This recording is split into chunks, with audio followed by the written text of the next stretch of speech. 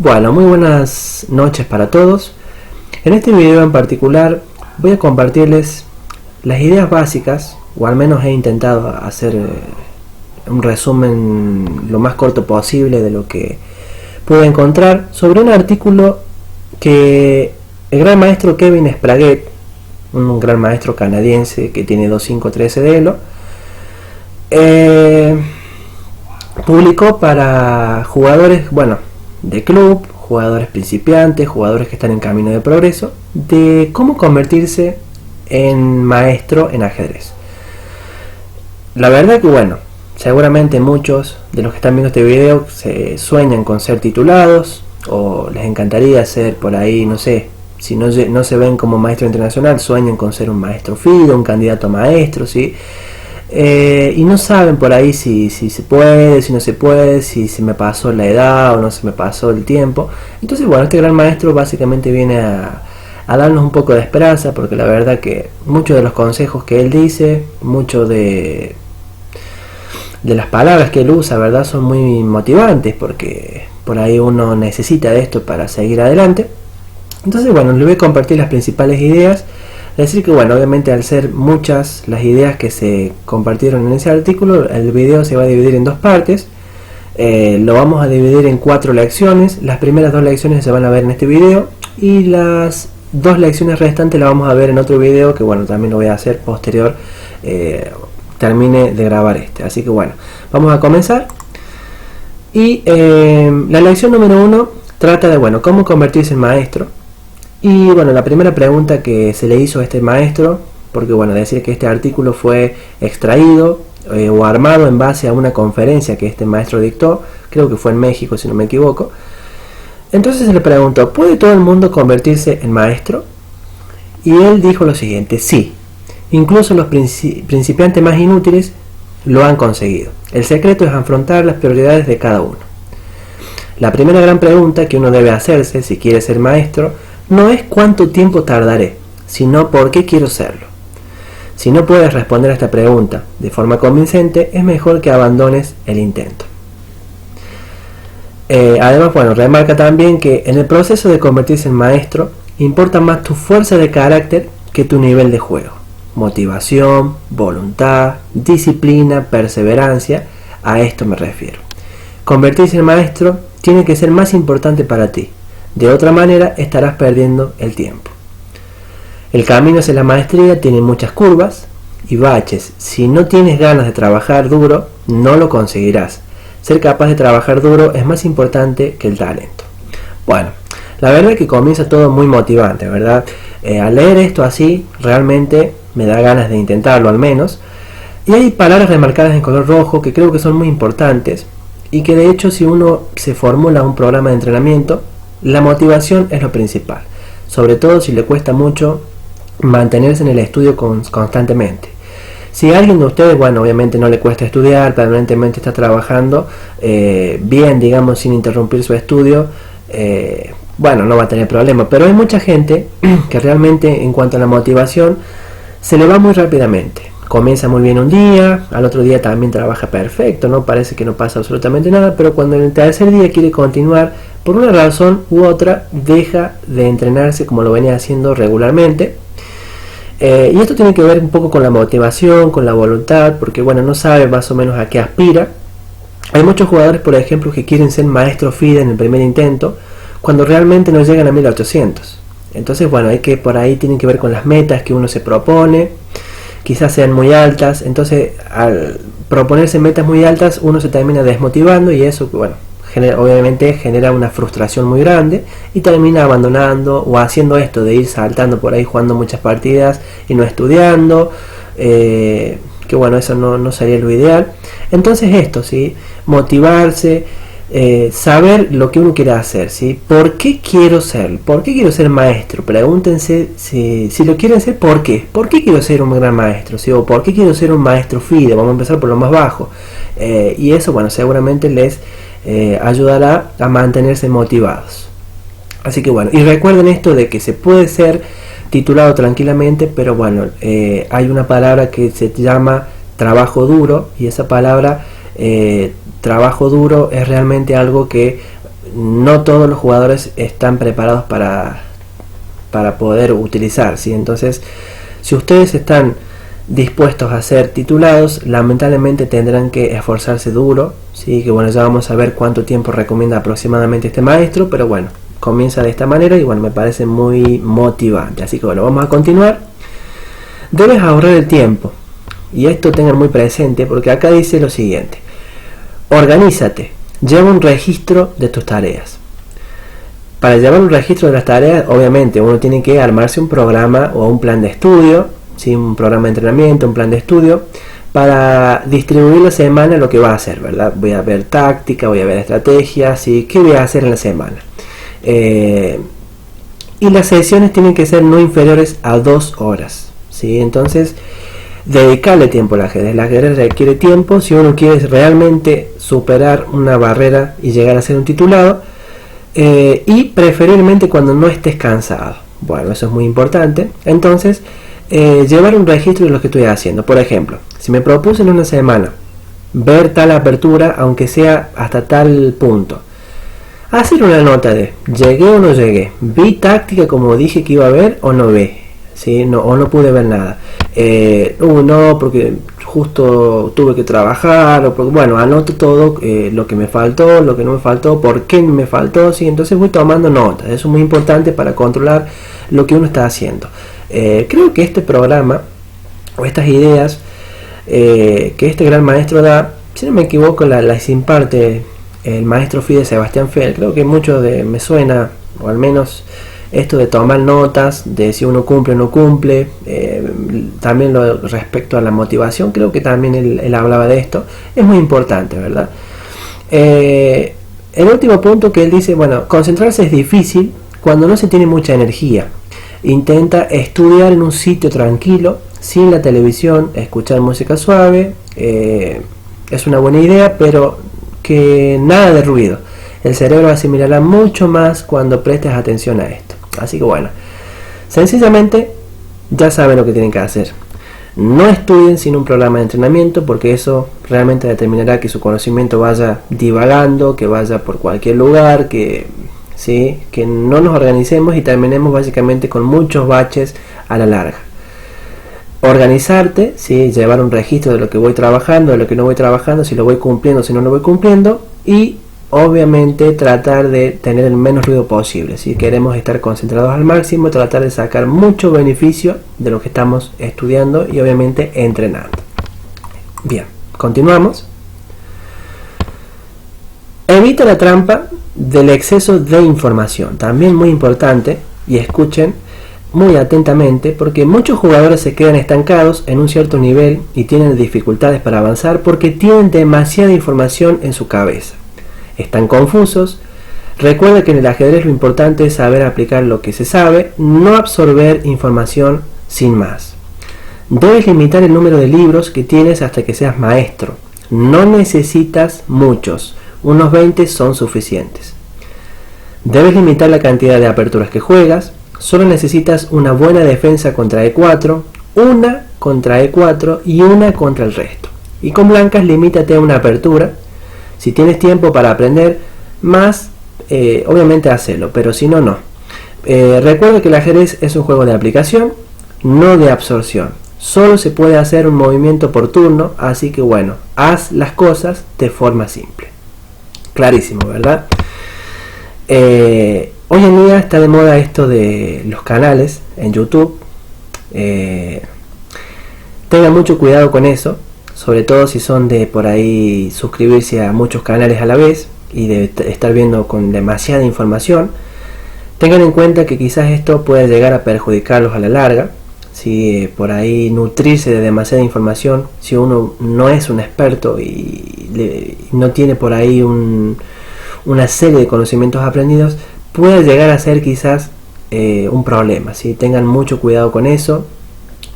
Traten de no estar en contacto con tanta información, sobre todo si están recién comenzando en el ajedrez, en un nivel principiante intermedio, porque eso les va a generar confusión, los va a llevar por mal camino seguramente. No creo que puedan realmente extraer algo productivo, ¿verdad? Porque bueno, imagínense, estoy viendo de un canal estrategia, del otro canal voy y veo apertura, del otro canal veo estrategia, pero me dice todo lo contrario o algo totalmente diferente a lo que me dijo el canal que vi anteriormente.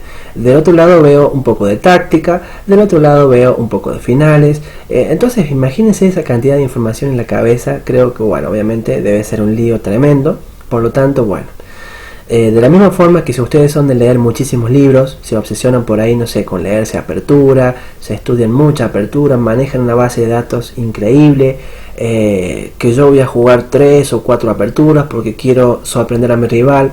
No creo que sea, al menos si uno no es titulado, no creo que sea lo más importante por ahí, el manipular una gran cantidad de libros, el manejar una gran cantidad de aperturas, cuando en realidad lo único importante es manejar una sola apertura, una sola defensa muy bien y lograr aplicar fehacientemente y pasar a trabajar lo que tiene que ver, o al menos lo que considero que es más importante, que es el medio juego y el final, que seguramente ahí está la trama más importante y más excitante de lo que es el juego del ajedrez. También obviamente el cálculo es y requiere su propio tiempo para trabajarlo, así que bueno, seguramente esto es mucho más importante. Así que bueno, tengan presente lo que este gran maestro les va diciendo, porque bueno, por algo él ha llegado a donde está, ¿verdad? 2, 5, 13, creo que bueno, él lo dice todo. Y bueno, aquí progresar. Consideremos el progreso para el principiante. El progreso del principiante le irá dejando huecos en su formación si no lo hace de manera correcta. El progreso hacia el nivel de maestro consiste en 2 pasos. En primer lugar, alcanzar una comprensión mínima básica del juego, caracterizada por una deliberada falta de información ajedrecística. Llegar al nivel de maestro mediante la adquisición de técnicas y métodos, mediante la asunción de grandes cantidades, de cantidades apropiadas de información. ¿Sí? Esto es lo que dice o remarca como importante para ir progresando de a poco, ¿verdad? Sobre todo cuando estamos hablando de principiante y vamos progresando en lo que tiene que ver con el rating. La comprensión mínima básica del juego es muy importante y de hecho creo haber dicho en el canal varias veces, ¿verdad? Haber hablado de los principios millones de veces, y bueno, que tiene que ver con esto, ¿sí? Las ideas fundamentales básicas, el eslabón, la base del ajedrez. Son muy importantes tener realmente afianzado ese conocimiento básico elemental, porque eso nos va a garantizar que cuando vayamos progresando, al ser nuestra base sólida, el progreso va a ser mucho más rápido, porque solo después podremos ir sumando conocimiento de a poco, pero bueno, esto basado en esa base totalmente sólida garantizará que aprendamos más rápido y no nos cueste realmente progresar, ¿verdad? Vamos a elevar nuestro rating de manera muy apropiada. Y bueno, y después remarca acá lo que tiene que ver con las técnicas y los métodos, que hoy en día está muy de moda. El método Zugzwang, seguramente que lo han escuchado. Dorfman y su método, Shereshevsky, otro método más, y hay muchos métodos dando vuelta, donde básicamente lo que intentan hacer los métodos es impartir una serie de técnicas con las cuales yo voy a progresar en ajedrez. Se considera que, bueno, obviamente el método es mucho más importante que estudiar, por ejemplo, sin un método. Si yo quiero estudiar sin un método, es como que voy a llegar a ver todos los temas del medio juego, pero lo voy a hacer como de una manera un poco desordenada. Estos métodos quizás a mí me dan un rumbo un poco más orientado a trabajar determinadas fases, pero que, bueno, obviamente me van a garantizar que yo progrese de una manera un poco más equilibrada y equitativa, que eso siempre es importante. Bueno, otra de las cosas que remarca y que está marcado en color verde, el gran maestro, es lo siguiente: se progresa más aprendiendo de qué no hacer, ¿sí? En ajedrez esto significa mantener las cosas simples, aprender a no dejar al rey expuesto, a atender a las amenazas inmediatas del rival, no dejar las piezas en peligro, desarrollarse rápidamente, no crearse debilidades. Solo deben tocarse los conceptos más intuitivos sobre la importancia del centro y la táctica elemental. Bien, o al menos no utilizar libros formales, ¿verdad? No es el momento todavía de meternos en libros complejos. Estamos hablando siempre del nivel principiante intermedio, porque bueno, esto el principiante debe darse cuenta de por qué pierde las partidas. Es mucho más importante darse cuenta de por qué pierde las partidas. Y de hecho creo que los videos que hemos formulado va orientado a esto. Siempre hablábamos de los principios, pero también dijimos que había que basarnos en los principios para saber si nos equivocamos, no nos equivocamos y en qué nos equivocamos, ¿sí? Acá pueden ver los resultados de este gran maestro que dice que bueno, es muy importante esto, ¿sí?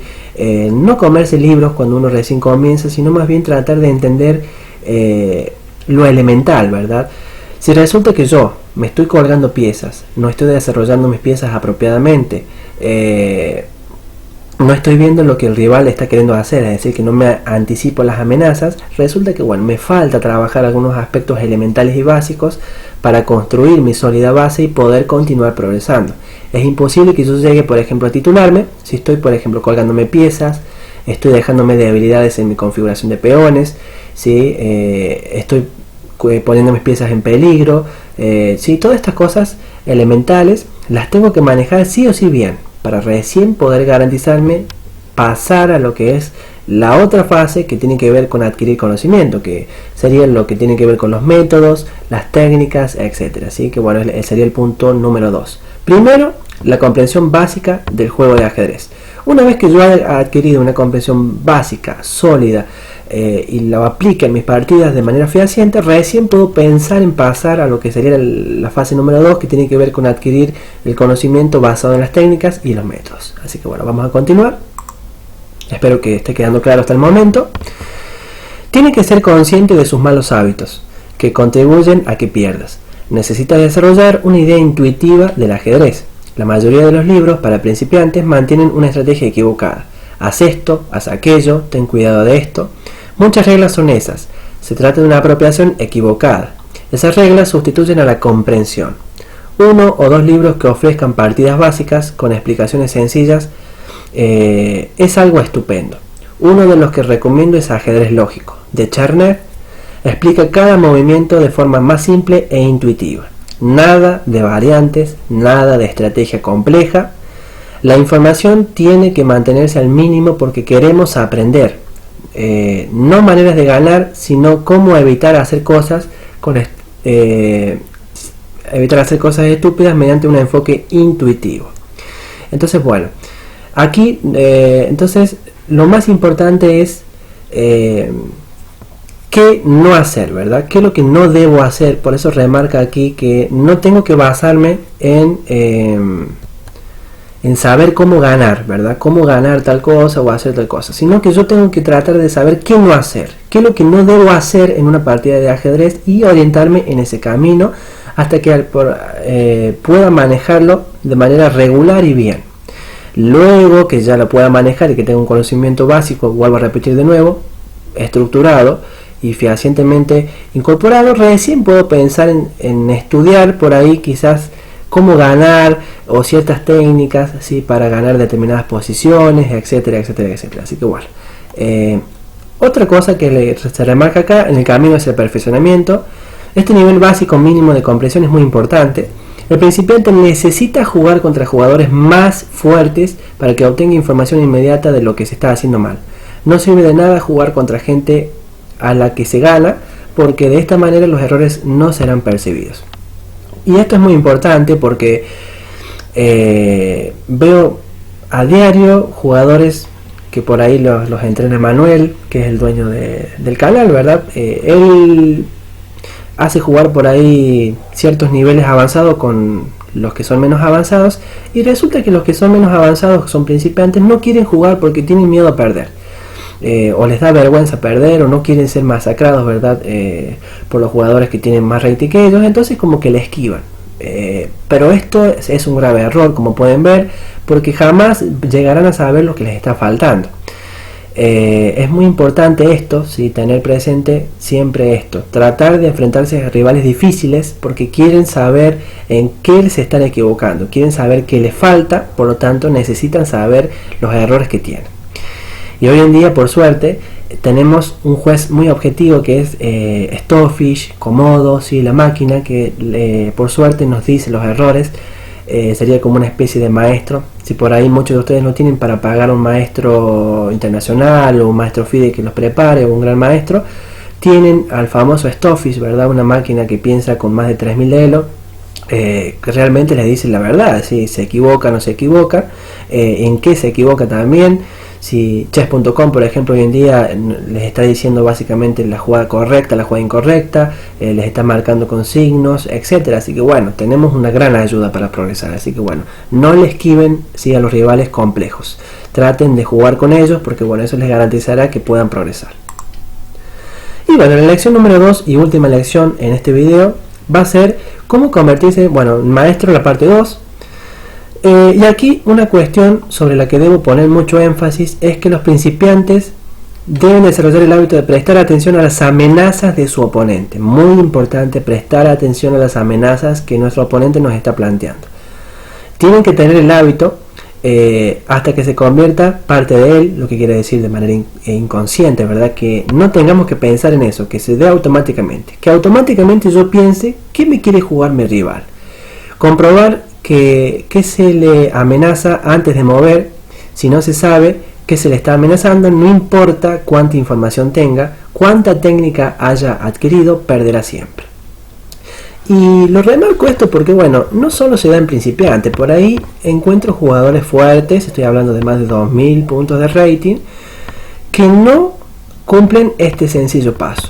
¿De qué me está amenazando el oponente? Entonces se encuentran por ahí con jugadas muy fuertes de contraataque, ¿sí? Que realmente terminan refutando la idea porque por ahí yo no la vi, ¿sí? No pensé que quería hacer el oponente, pensé solo en mis planes y entonces esto me terminó liquidando, ¿sí? Una jugada matadora, ¿verdad? Esas jugadas que destruyen y uno termina mal y después de que el jugador, el oponente se la hace la jugada, recién empiezo a pensar, claro, si era para eso, tenía que haber visto eso y uno se castiga, cuando en realidad lo que está fallando es, bueno, el sistema de pensamiento, ¿verdad? Entonces tengo que estructurar mi sistema de pensamiento en esto, en tratar de atender las amenazas del oponente, que siempre es muy importante.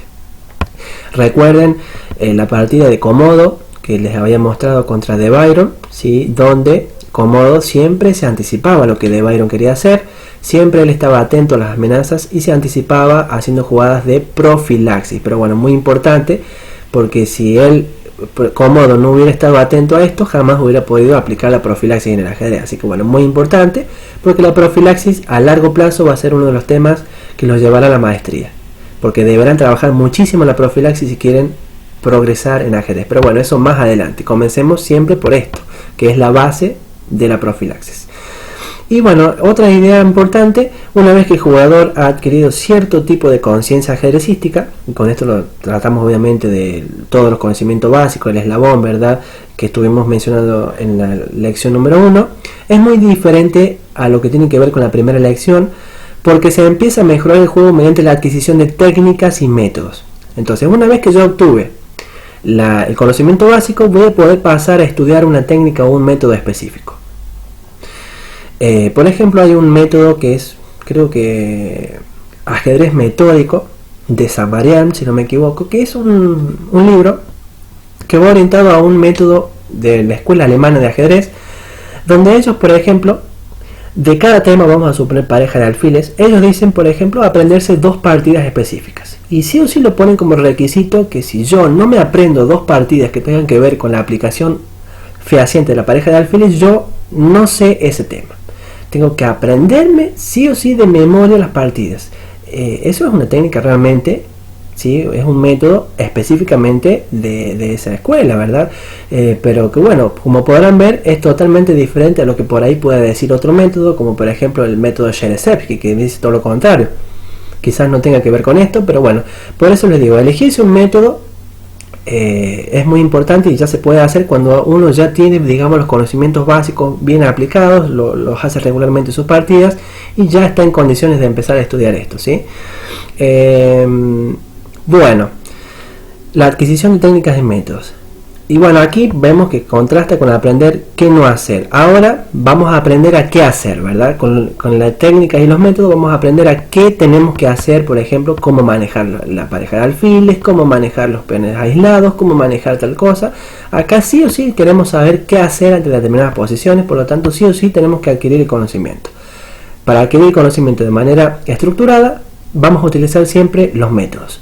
Esta es la principal característica del proceso de aprendizaje en este punto y continúa hasta llegar a nivel de maestro. Por lo tanto, si yo quiero llegar a maestro, sí o sí tengo que basarme en un método específico. Aquí es importante la información ajedrecística específica. Ahora no es crítico el jugar contra oponentes más fuertes, aunque sí ayuda, ¿sí? Remarca muy importante acá. No es tan importante jugar contra jugadores más fuertes, sino más bien tratar de aprender y aplicar el conocimiento, ¿sí? Pero bueno, siempre, obviamente, jugar con jugador más fuerte ayuda en algún punto. En esta fase se desarrolla la fuerza del jugador. Se puede describir como algo que consiste en 3 elementos: habilidad natural, técnicas y métodos adquiridos, y la información y los conocimientos. Estos 3 pasos, en teoría, yo tengo que llegar a lograr si quiero titularme en ajedrez. Tener una habilidad natural, tener una técnica y un método adquirido, y tener la información y los conocimientos necesarios para poder aplicar una muy buena partida de ajedrez y obviamente llegar al cierto rating superando los 2200, 2300 o lo que sea, ¿sí?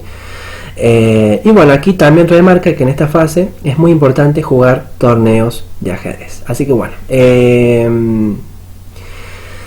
vamos a continuar. ¿En qué consiste el nivel de maestro? Y bueno, aquí remarca que un maestro es un jugador muy competente, que no solo ha adquirido la comprensión de que una partida es una serie de mini partidas, apertura, medio juego, final, cada una de sus propias características, sino también la habilidad de construir su partida a partir de estos elementos. Dicho de otra forma, el maestro no solo puede reducir la partida a sus elementos, sino que puede usarlos y juntarlos en una partida completa. El maestro tiene un alto nivel de habilidad técnica junto con una gran comprensión del juego. Básicamente traducido al español, si unimos el paso 1 y el paso 2 que hemos visto anteriormente, si logramos desarrollar una habilidad natural, técnicas y métodos adquiridos y la información y conocimiento, básicamente, y lo logramos aplicar en la práctica, seguramente que tarde o temprano vamos a titularnos en ajedrez. Pero para llegar a eso tenemos que ir de a poco. Recuerden siempre que ser titulado requiere su tiempo, lleva su proceso. No puedo titularme de un día a otro. La ansiedad hoy en día en la sociedad está matando, la verdad que uno quiere rápido las cosas y cuando no lo logra se termina desmotivando.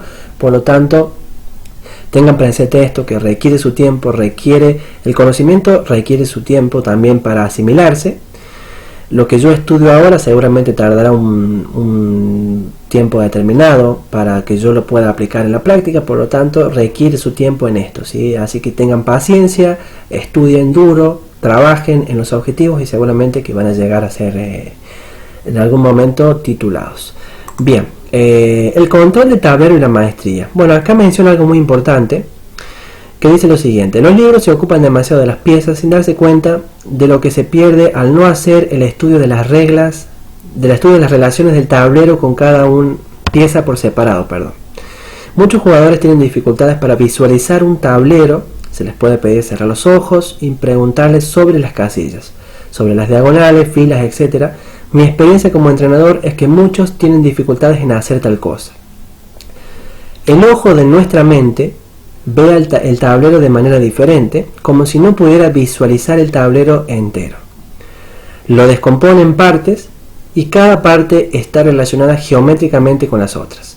Si no hemos comprendido conscientemente la geometría del tablero y sus relaciones con cada pieza, entonces el ojo de nuestra mente, nuestra manera de imaginarnos el tablero, no apreciará el tablero completo y por lo tanto se pueden pasar por alto algunos temas tácticos. Y por ejemplo se cometen las famosas jugadas ilegales. Vamos a aclarar un poquito esto porque bueno, seguramente muchos estarán preguntando ¿qué tiene que ver esto con el progreso? Bueno, les voy a formular una pregunta y traten, bueno, obviamente no los puedo escuchar, pero pregúntense o contéstense a ustedes, mejor dicho, ¿cuánto tiempo dedico a entrenar la visualización en ajedrez? Si la respuesta es nunca, seguramente, bueno, será muy difícil de que podamos llegar a ser grandes maestros. Les doy un ejemplo. El gran maestro Boris Gelfand, ¿sí? Alexei Shirov, son grandes maestros que, bueno, en su escuela lo que solían hacer era lo siguiente: trabajaban muchísimo lo que tenía que ver con la visualización. Entonces ellos, cuando estaban jugando una partida, no miraban el tablero cuando pensaban, sino que miraban al vacío, ¿sí? Eso es lo que pasaba. Para llegar a hacer esto, realmente uno tiene que ver las piezas al 100%, y lo que habla de la geometría es lo siguiente: cuando yo entreno mucho lo que tiene que ver con la visualización, el cerebro me lo va descomponiendo en pequeñas partes, ¿sí? Me lo va descomponiendo, por ejemplo, en 4 partes. Vamos a dar un ejemplo, ¿no? El tablero me lo descompone en 4 partes exhaustivas. Si yo tengo muy entrenada la visualización, esas 4 partes me van a formar un todo totalmente claro. Si yo no tengo entrenada la visualización, esas 4 partes geométricas van a estar como un poco desbasadas. No voy a ver claramente una parte del tablero. Vamos a suponer que yo no conozco bien las coordenadas y le sumo a la visualización mala. No conozco bien las coordenadas y por ahí no sé dónde está F7, dónde está G7, dónde está H7. Y me va a costar también armar una muy buena geometría de tablero. Por lo tanto, esto me va a llevar a que yo cometa jugadas ilegales. Es decir, que yo coloque piezas en lugares donde no pueden ir. En esto consiste básicamente lo que está diciendo acá. Entonces, bueno, trabajen mucho la visualización. Hay técnicas para trabajar la visualización. Una de ellas es, por ejemplo, no sé, imaginarse que un caballo, por cuántos tiempos, por ejemplo, tarda un caballo de llegar desde G1 hasta C6. Eso podría ser una tarea básica, ¿no?, de visualización, pero es un ejemplo de cómo se trabaja. Y así, bueno, se van mejorando, se van haciendo, por supuesto, tareas más difíciles, pero bueno, es una forma de trabajar esto. Para el cálculo, por ejemplo, la visualización es muy importante. Si yo quiero ver muchas jugadas adelante en el cálculo, sí o sí tengo que visualizar bien las piezas. Si yo no logro visualizar bien, me voy a perder en el proceso del cálculo, voy a empezar a ver piezas donde no están, voy a cometer los errores muy característicos, ¿sí? Entonces, para que no me pase esto, sí o sí debería trabajar esto. Además, la visualización es muy importante porque me ayudará para muchas otras cosas. Y abajo remarca en color rojo, que lo he anotado para que sepan que es importante: hay que esforzarse en desarrollar uno mismo ejercicios para mejorar el control sobre el tablero. Practica un poco cada semana, prueba cerrar los ojos y darte cuenta de lo que ves. Hazlo 5 minutos y luego abre los ojos y mira el tablero, ¿sí? Y nota, bueno, obviamente seguro vas a notar una diferencia, pero bueno, esta es la recomendación que él hace. Y él comentaba, como una experiencia que le pasó, decía que le tocó jugar con Alexei Shirov. Y él lo miraba y veía que Alexei Shirov realmente no miraba el tablero, sino que estaba mirando el vacío, y él realmente no sabía de esto. Le parecía una locura, ¿verdad?, ver a alguien que no mira el tablero y que te mueve de la nada, y que casi toda la partida no vio nunca o casi nunca el tablero. Es realmente algo que te da una impresión como mínimo. Así que bueno, contaba como una experiencia y realmente quedó muy admirado, ¿verdad? Pero bueno, esto lo hacen, por ejemplo, hoy en día Vishy Anand, lo hace Boris Gelfand, ¿sí?, que son jugadores que son de la vieja escuela, ¿sí?, de la escuela soviética, donde entrenaban muchísimo esto, y bueno, que creo que es importante desarrollarlo. No lo digo que aplicar como Boris Gelfand de no mirar el tablero, pero sí a tratar de visualizar bien, que seguramente esto les va a ayudar en el cálculo también. Así que bueno, no van a perder tiempo. Así que bueno, continuemos. ¿Qué más puede ayudarme a mejorar en mi juego? Y acá importante, deben apreciar la importancia de buscar el contrajuego en cualquier tipo de posición. El contrajuego, ¿sí? He leído virtualmente todos los clásicos de la táctica, la estrategia, de las teorías de cómo jugar el ajedrez, Stein, Lasker, Nisovich, y el valor del juego posicional, y tengo que estar de acuerdo con el GM Michael Suba cuando dice que todos esos grandes jugadores y profesionales olvidaron una cosa importante: que el ajedrez es un juego dinámico. Debes evitar las posiciones pasivas y sólidas, piensa dinámicamente. Debes estar preparado para jugar en posiciones inferiores con oportunidades de contrajuego. No dejes que tu rival te aplaste tácticamente. Si puedes conseguir ajedrez dinámico, hazlo, ¿sí? Así que bueno, Ajedrez dinámico de Mike Suba también es un libro muy bueno, ¿sí?, que les enseñará un poco a cómo entrenar lo que tiene que ver con el juego dinámico. Hoy en día es más importante, ¿verdad?, que las piezas jueguen, que en realidad lo que tiene que ver con lo material. Por ahí se sacrifica un peón o se tiene posiciones inferiores. Kasparov era un ejemplo de esto. Kasparov solía, o le gustaba mucho tener posiciones algo inferiores, pero si eso implicaba tener mucha dinámica de piezas. Y así le ganó a Karpov. Le ganó porque Karpov subestimó esto. Karpov lo que solía hacer era mantener un juego totalmente pasivo, ¿verdad? Sólido, pero tratando de mantener por ahí la ventaja, ¿sí? Como era Karpov. Y esto no le ayudó con Kasparov porque bueno, realmente él era un juego muy dinámico, muy agresivo, donde realmente le llevó a ganar el match de esta forma. Así que bueno, es un ejemplo de lo que deberían tratar de lograr. Siempre tratar de potenciar su juego buscando el juego dinámico. Así que hoy en día es lo más importante en ajedrez. Así que ya saben, traten de conseguir el libro de Michael Suba si pueden, o buscar algún otro libro que trate de esto, ¿sí? Por ahí de ayudar mucho con lo que tiene que ver con el juego dinámico. Seguramente habrá otro libro que trate sobre esto. Eso les va a ayudar muchísimo a progresar si no están por ahí acostumbrados a hacer concesiones y a trabajar esto, que bueno, hoy en día se ha puesto muy de moda y que la mayoría de los grandes maestros lo hacen y lo aplican en la práctica. Y por último, para terminar este video, vamos a ver qué es un momento crítico en ajedrez. También importante, remarca la importancia de esto y dice lo siguiente: es un concepto poco estudiado en la literatura ajedrecística, pero que se está convirtiendo en una de las ideas más importantes en el ajedrez moderno. Una partida se decide por la calidad de las decisiones en ciertos puntos de la partida. A esto se refieren los momentos críticos.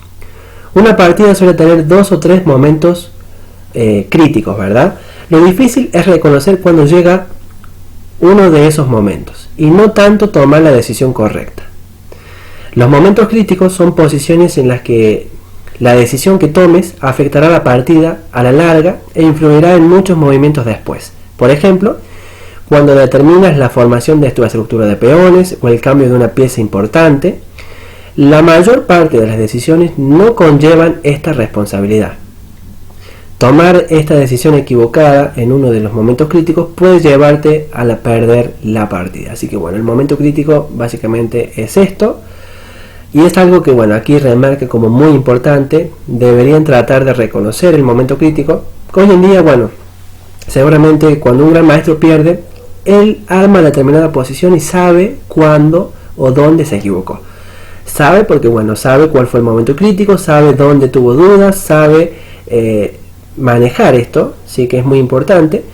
¿Cómo podemos hacer para trabajar el momento crítico si no lo tengo asimilado, o al menos recién me estoy enterando de lo que se trata? Debo hacer lo siguiente: el método o la teoría de Dorfman, ¿sí? Que es un libro que trata de esto, se basa de reconocimiento de los momentos críticos. Léanse el libro de Dorfman, que es muy recomendable, les va a ayudar muchísimo a trabajar esta fase.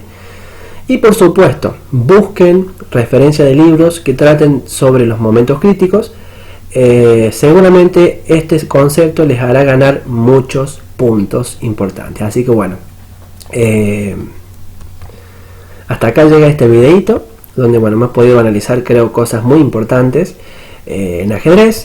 Me parece que básicamente deben tener muy presente esto, y que esto va de la mano con videos que vamos a hacer posteriormente. Sí, lo vamos a armar muy bien, por supuesto, para que podamos ayudar a la mayoría de ustedes a que lleguen a superar un nivel bastante apropiado, ¿verdad? Queremos que formular un programa de entrenamiento que esté basado en lo que este gran maestro dice, pero también que bueno, obviamente puedan obtener resultados prácticos en lo que tiene que ver con su juego. Así que bueno, muy pronto, eso sí, vendrá un programa de entrenamiento para los jugadores avanzados, donde bueno, irá orientado a que el jugador pueda llegar a titularse en ajedrez, que bueno, es algo que no es fácil de hacer, que requiere, como pudieron ver, mucho esfuerzo, dedicación, perseverancia, entre otras cosas, pero que bueno, como pudieron ver, no es imposible. De hecho, creo que también Germán Espata en su canal ya lo dijo: no es imposible ser maestro FIDE, ¿sí? Pueden llegar tranquilamente. Lo que sí necesitan es tener cierta perseverancia, ciertas ganas de lograrlo y saber a dónde van, ¿sí? Y sobre todo también organizarse en cuanto al estudio, que es también muy importante. Así que bueno, espero que les haya gustado mucho este video. por favor, si les gustó, los invito a poner un me gusta, que bueno, siempre es importante. Como siempre les digo, ayuden a que este canal se disemine, ¿sí? Se vayan enterando más personas, porque bueno, eso ayudará a que muchos puedan beneficiarse del canal, que es la idea, ¿sí? Tratar de que todos podamos progresar, aprender, así como yo aprendo haciendo los videos y tratando de dar lo mejor de mí para que ustedes puedan entender. Seguramente ustedes también en algún punto aprenden de mí, bueno, lo que yo les pueda aportar. Así que bueno, muchas gracias por ver este video y nos estamos viendo en próximos videos.